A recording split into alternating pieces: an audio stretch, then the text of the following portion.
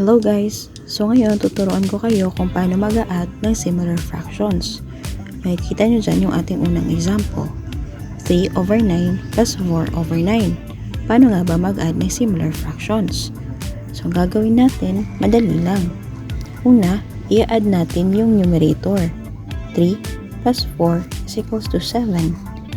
And then, copy na lang natin yung denominator, which is 9.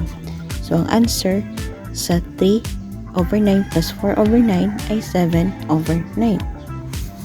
Bibigyan ko pa kayo ng isang example. 1/4 plus 2/4. So, paano natin makikita yung answer? Ganun ulit yung gagawin natin. I-add natin yung numerator. 1 plus 2 is equals to 3.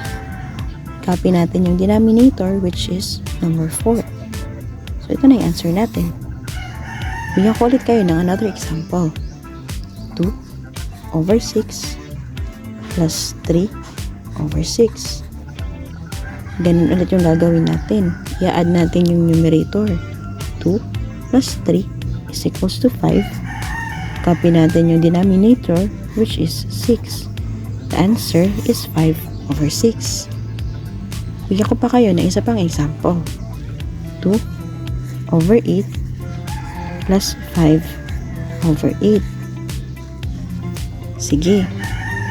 Ang gagawin ulit natin, add the numerator. 2 plus 5 is equals to 7. And copy the denominator, 8.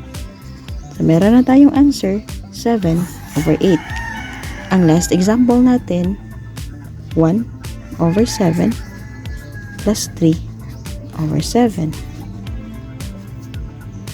Again, 1 plus 3 is equals to 4. Copy the denominator, which is 7. So, meron na tayong 4/7. Ganun lang kadali mag-add ng similar fractions.